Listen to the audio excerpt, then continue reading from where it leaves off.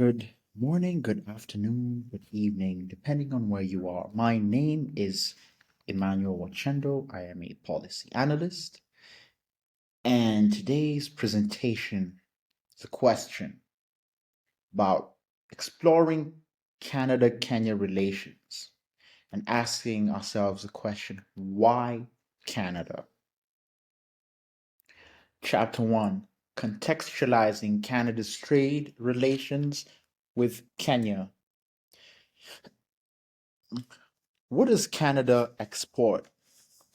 Now, in the year 2022, Canada's $2.161 trillion economy made it the ninth largest economy in the world.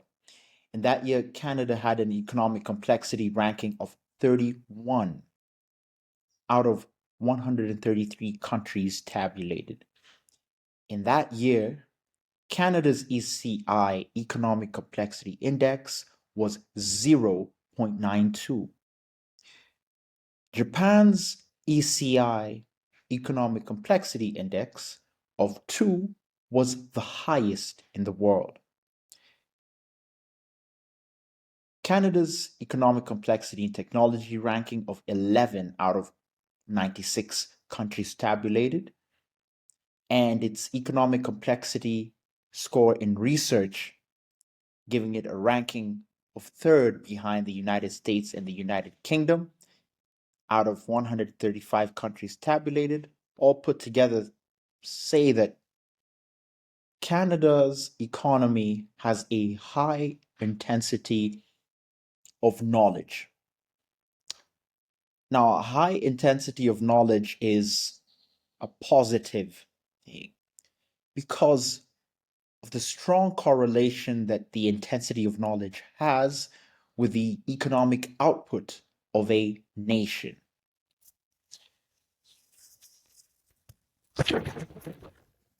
Now, the $587 billion value of Canadian exports made it the ninth most important exporter in the collection of 226 countries included in the Observatory of Economic Complexity Index. The $548 billion value of Canadian exports also made it the 12th most important importer in the collection of 226 countries tabulated by the Observatory Economic Complexity Index.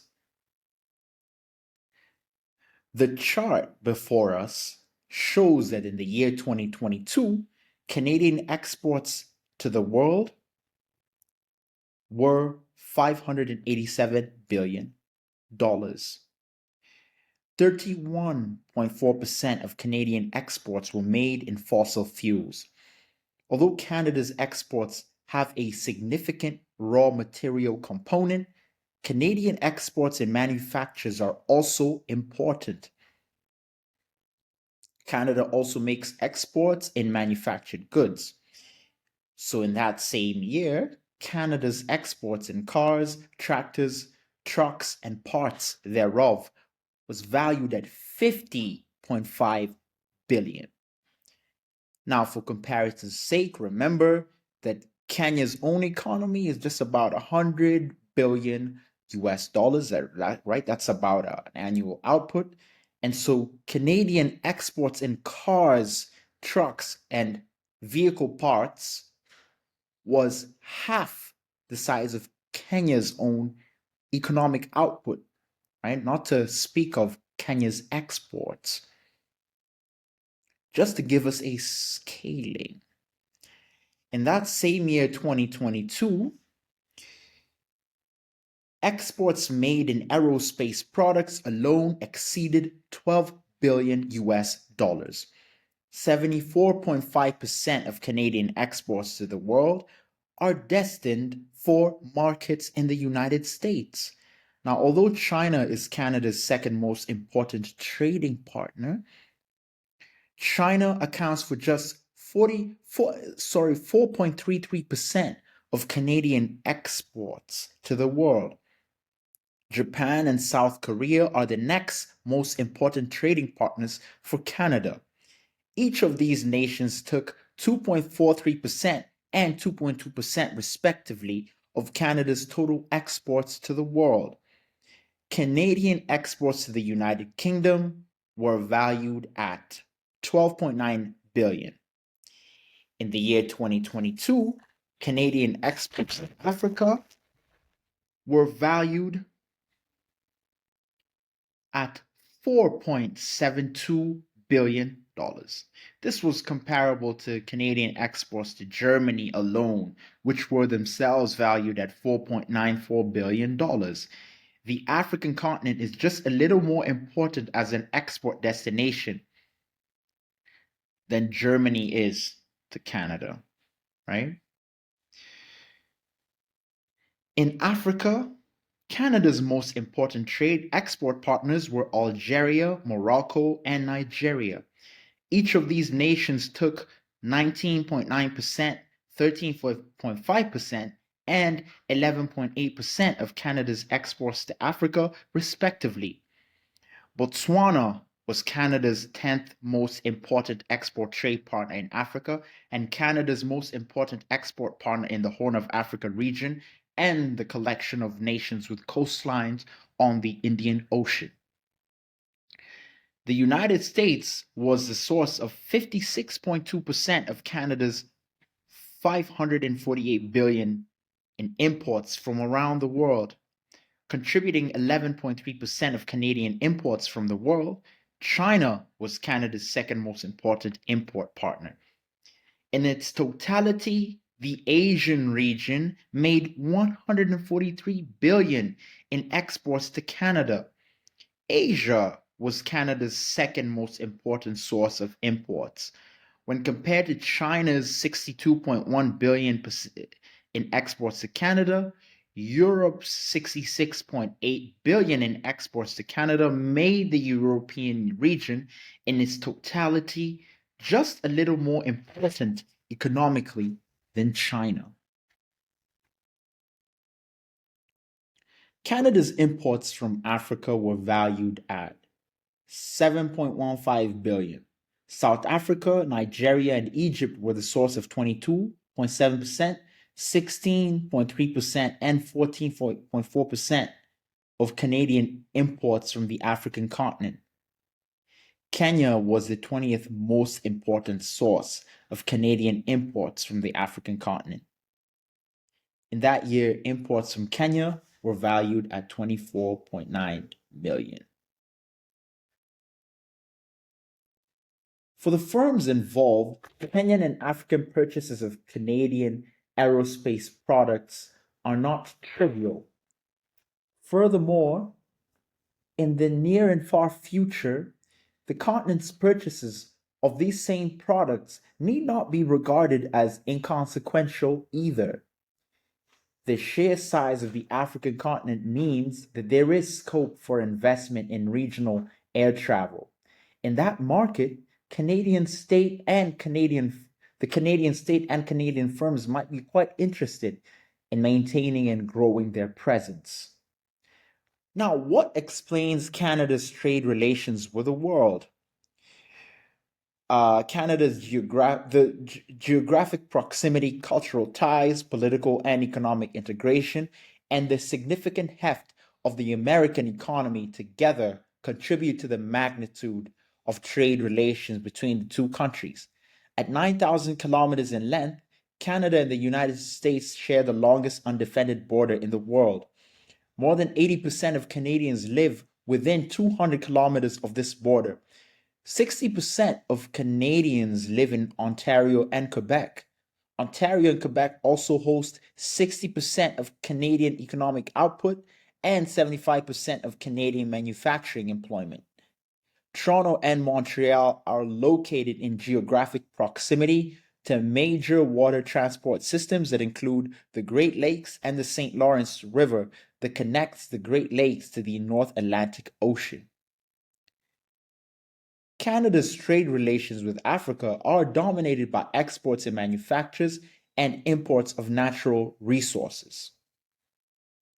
Geography, economic complexity, and comparative advantage explain Canada's economic relations with the world and with the African continent.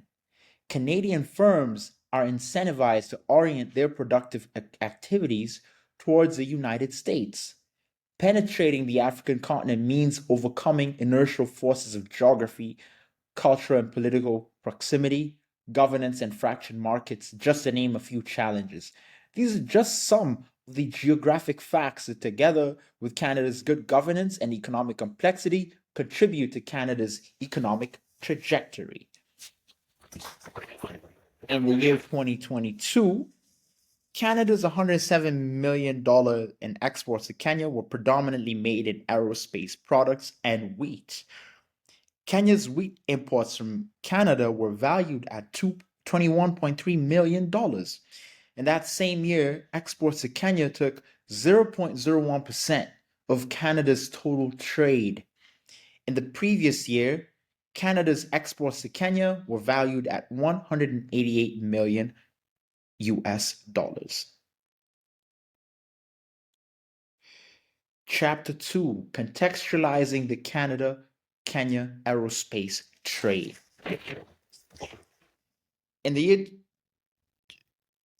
2022, Kenya's exports of Canadian planes, helicopters, and/or spacecraft was valued at $1.23 million. Kenyan imports in the year 2020 of Canadian aircraft. Now, let's circle back a little bit. This chart before us, Kenyan imports of Canadian aircraft, 2016 all the way to 2019. We can see fluctuations.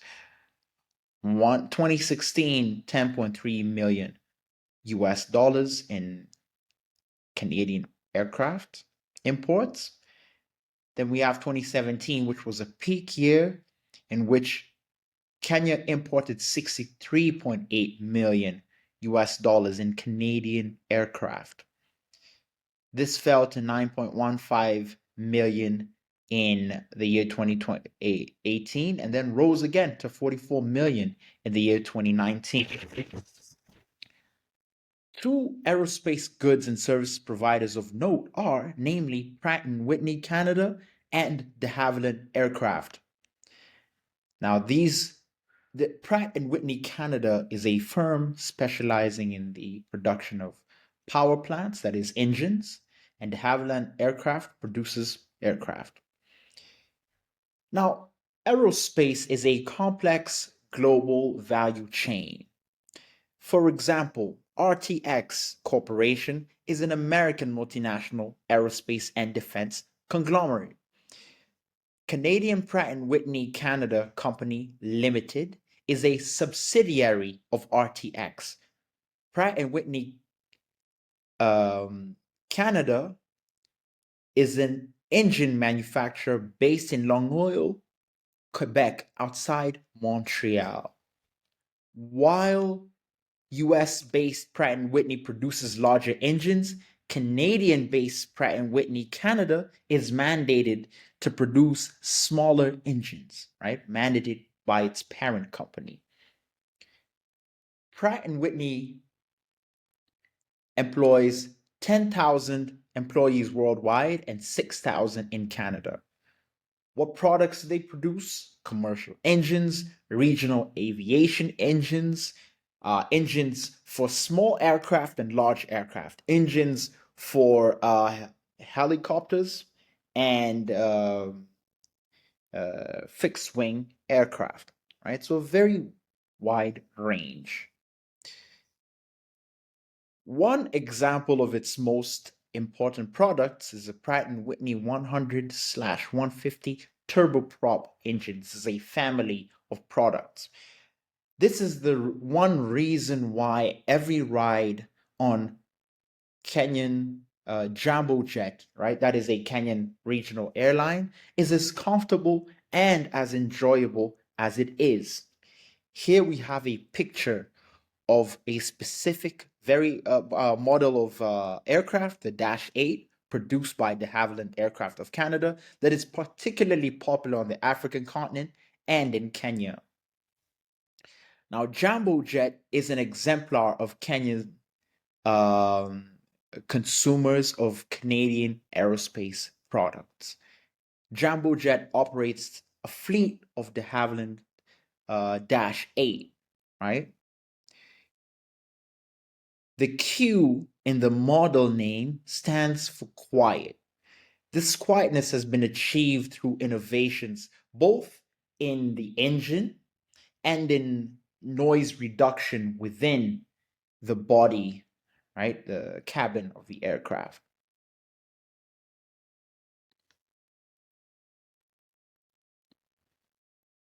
Now, Paramount Business Jets reports that a de Havilland Dash 8 costs on average around $27 million. If we took the whole Jambo Jet fleet, Jambo Jet probably spent between 116 million and 216 million if it purchased its aircraft outright. It's possible that these aircraft are leased, but this gives a window, a perspective into the significant investment that these aircraft are. Whoever purchased them, they are in demand in the region. Who else operates the de Havilland Dash 8 in Kenya? So Jambo Jet, some reports, right? The information that I could obtain on the internet reports that they have 8 de Havilland Dash 8 aircraft. 748 Air Services, another airline, operates 4 Q400 aircraft and 6 Q100 aircraft. Right, that's a variation of the de Havilland Dash 8. The next airline that operates the next highest number of these devices is Bluebird Aviation, that operates 6 aircraft in cargo configuration and 4 normal aircraft. Now, given all that, what kind of arrangement could the Canadians pursue in Kenya and with Kenya? Now, Canada's 2021 Foreign Investment Promotion and Protection Agreement provides a model that on which Canada's relations in the future could be built. The Foreign Investment Promotion and Protection Agreement is a model of an instrument that the Canadian government has elected to use to generate future trade agreements. The instrument reduces the risk for Canadian entrepreneurs investing abroad and provides the distribution of welfare gains to both Canadian economic actors and their trade partners by creating a rules-based investment environment. The FIPA or FIPA also emphasizes inclusion of defined marginalized groups, Canadian indigenes, and Canadian small and medium enterprises.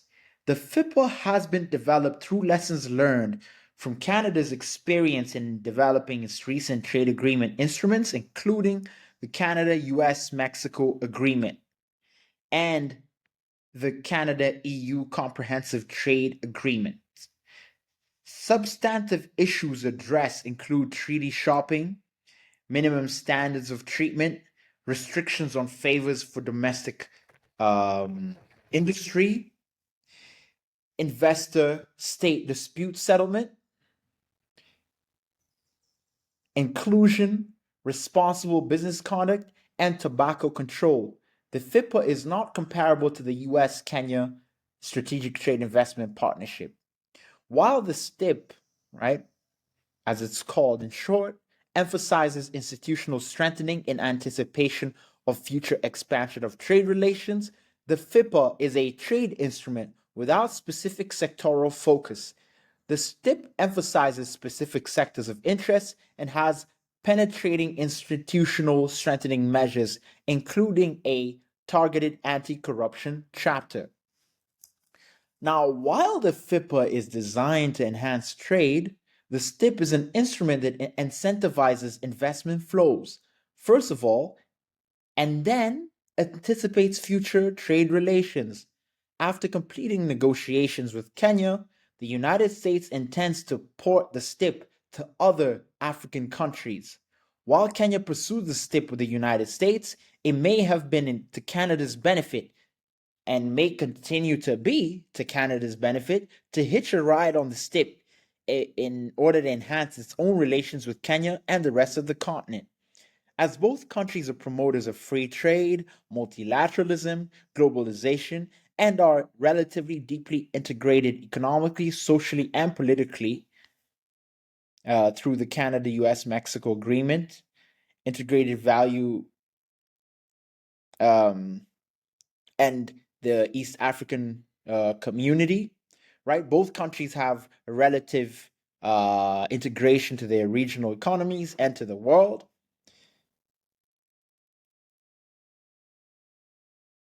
Um, Actually, let me be a bit more precise. We are talking specifically about the United States and Canada, right?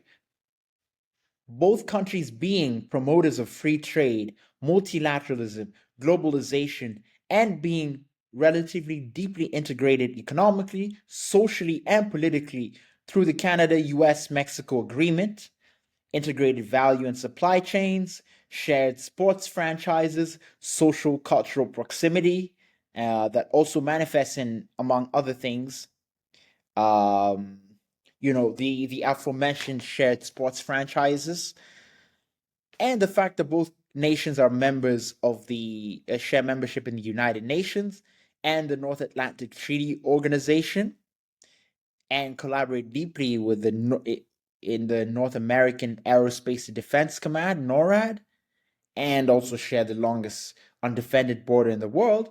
There just are so many reasons why both can kind of tag team, follow each other, and duplicate strategies in terms of integrating with Kenya, improving their relations with Kenya.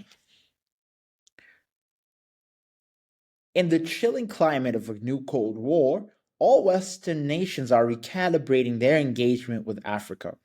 Barring political sensitivities of one kind or another, it may be to Canada's benefit to coordinate its emerging Africa strategy with the United States. At the very least, Canadian parliamentarians might ask what content exists that is worth mimicking and or shadowing.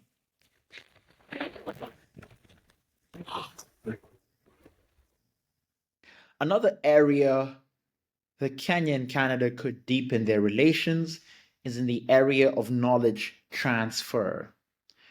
Right? Before us, just a number of companies that have shared interest between the two nations. Jambo Jet being just one airline among many, both in Africa and both in Kenya and the African continent, that would probably want to continue to purchase these rugged, very safe, very efficient, and very pleasant aircraft produced by Bombardier and de Havilland Dash.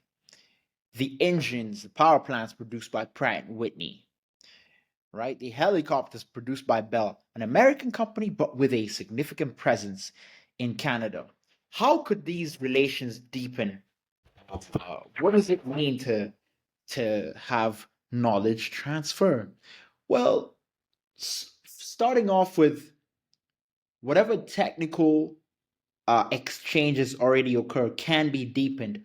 Why couldn't we do more and more repair and maintenance of engines in Kenya, right? Expand that footprint, expand the technical know how, Kenyan mechanics, Kenyan aerospace mechanics.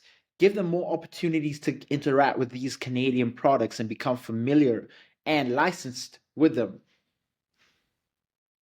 Embed training institutions within universities and technical schools, right? Alongside the airports themselves. Look for opportunities for Canadian trainers in aerospace, right? Lecturers, professors, engineers to have long-term exchanges with their Kenyan counterparts to establish schools, right, of some degree of intensity, right? Build sustainable education products that bridge the two nations with an eye for where those relations could go in the future, deepening across the region. In terms of education, these are just some of the Kenyan and Canadian institutions of knowledge that have, significant schools of engineering. Uh, so, for example, Carleton, McGill, University of Laval, and Concordia University all feature aerospace schools of aerospace engineering. So all this is to say there is quite, uh, there exists scope for Kenya and Canada to deepen their relations in a meaningful and a sustainable way, in a way that sustains itself beyond the efforts of political actors on both sides. These are nations that share a language. They share heritage as former British colonies. They share some familiarity with business practices, familiarity with the upholding of democratic rights. One of them uh, achieved has made some significant achievements in the front of democracy, but it also continues to be challenged. That is Canada. And just like any nation, any society in the world, societies are not still stagnant. They continue to evolve and they continue to be challenged. There is a law that these two nations can share. Thank you.